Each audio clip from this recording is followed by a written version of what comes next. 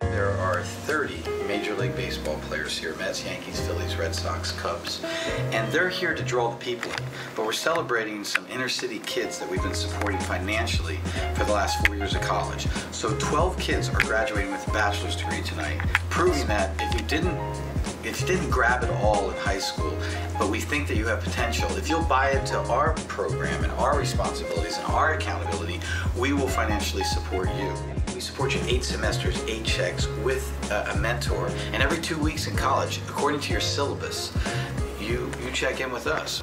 When you're done and you graduate from college and now you have this degree, you have to come back to your community because it's the community money and the community people and the community businesses that financially supported you for 4 years. So now it's time for you to give back, and all we ask is that you live and or work in the community that you're from.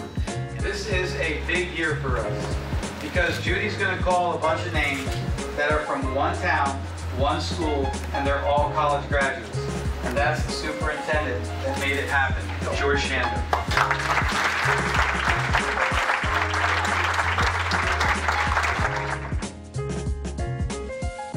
Well, my name is Bill Naharodny. I played pro baseball 14 years with Philadelphia. We have a couple of very selected items that are up for auction.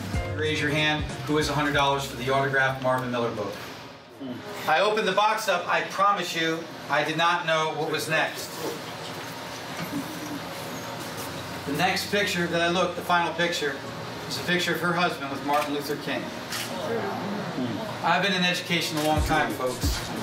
I just haven't seen these pictures. Were there any naysayers before you got to the major leagues? If I listen to everybody, including my best friends, people will catch up to you. You know, always been a little better, and they'll catch up. You'll never be as good as they are. Don't do this. Even doctors, you get a little injury. I think you should find another sport. You know, I can remember diving into second base, dislocating my shoulder, doctor says, on the way to the dugout. You're done for the year. And I can remember grabbing it and setting it, getting me a dog chain, putting it above my uniform so even the manager didn't see.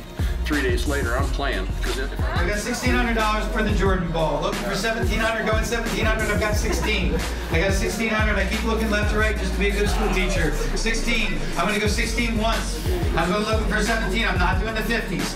And it's 16 once, it's now $1,700 to Barbara in the back. Be mindful of your mentors. It's always inspiring when you feel that you look up to. Athletes make mistakes. Athletes are images. Don't put everything into images. Images let you down. I've always felt that my chief motivators are people who inspired me most. Were the 3 women that were most important in my life. That was my grandmother, my wife, and my mother.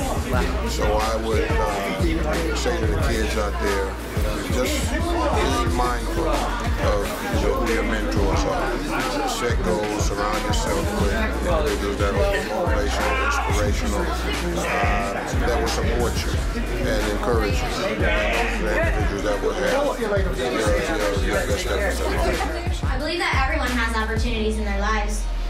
Sometimes it takes a little faith and courage to seek your dreams. Sometimes you have to be weak and use the opportunity of vulnerability to realize what you're made of. Believe in yourself, help others, never compromise your beliefs and morals, and most importantly, never give up, because you'll figure it out. Thank you. This graduate of our program finally decided what she wanted to do with her college career. Her hero has now been on the job for about 10 years. He was a veteran police officer. And this unbelievable young lady, her junior year in college, decided to be not only a police officer, but she wanted to be a police officer in New York City. As we stand here tonight, she wears the NYPD blue. This lady up here was the woman that was married to this police officer, lost his life in the line of duty, and we will give out a criminal justice scholarship every year, and it will not say our name on it. It will say the Lasso family name.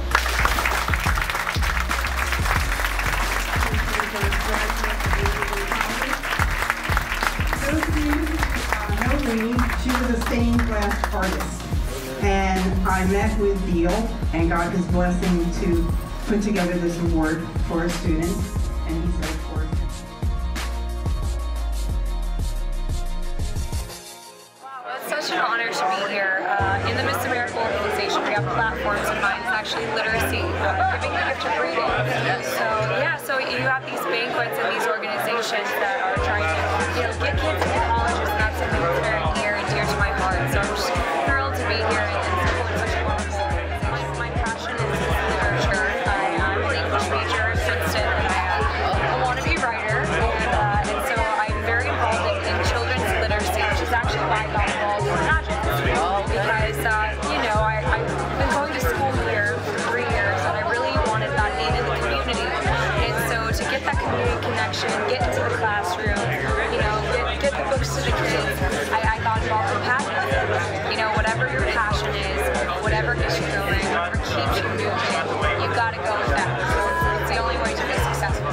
This is Gerson from El Salvador, and this is Tyler from American Idol. You have to throw it in. Great singer, great vocalist, great musicians, here supporting a great cause. As we were talking about earlier, there's 30 baseball players, but there's also musicians and artists, and as we interviewed earlier. To give these kids an opportunity to go to college, to have a future in that just, you can't put a price on that. It's an amazing thing that's going on here, and I'm just very happy to be in the presence of it. Whatever happens in your life makes you who you are. After baseball, I went to UPS and worked there for 14 years. And I got an opportunity to work out at Tires Plus for 14 years. And then I went to the jail, worked at the Juvenile Detention Center for 8 years. Wow. And I think that was the most fun of any job I had. And I found how kids, everybody has a skill. Einstein did not fix cars, People need to find their skills and they become great at it. And it's usually something they enjoy. But what I found with these problem kids, and we had the worst of the worst, and I found that they see things that they love, but they don't know how to pursue it. Absolutely. If you can guide kids in the direction that they're talented in, they're going to be successful. Are you trying to insinuate that I was once one of those problems? I'm just talking. I'm not worried about the camera, but I'm saying it's man to man now. Billy, you're still a problem child. It's cliche, never give up, but I'm living proof. I started 7th grade, which is late, and I was able to make it to the highest level in our sport. I started off my first year of competition, first year team. I didn't get one competitive match. It wasn't like I jumped in, I was good right away. I get pounded. I joke, people said I was a team confidence builder, because if anybody was having a bad day, they'd come wrestle me and they'd feel a lot better about their day. So, but even at that, I worked my way up and I won a state championship in high school. So I got to the pinnacle there. But I went to college. I lost 17 matches my freshman year in college. Oh wow. And I ended up winning 2 national championships with a 3-time All-American. And after that first year, I lost 1 match. So I lost 17 and 1. I lost 1 match in the next 3. And then at the next level, at the Olympic level, I wrestled guys and I got pounded, consistently. But then at the end, I ended up making 2 Olympic teams and having a success. So you can't ever give up. So when people say that, don't ever give up, because you never know what tomorrow's going to hold. And at any step of the way, if I would have quit, if I said, I'm not good enough, it's not worth it, I wouldn't be here today. So it's just always persevere, always keep on moving. And ultimately, what it came down to, it's believe. You set a goal, you believe you can achieve that goal, no matter what anybody says, you can do it. And that's why I'm able to be here today and say that, with a lot of support and a lot of help, I made it. I wasn't really aware of all that they do for you, but let's just say my first semester at college wasn't the best that I've ever done, academic-wise. And without the best scholarship, I don't know if I'd be back at Penn State for the next 3 years. So I'm really thankful that I'm in this scholarship and they pushed me to be a good student.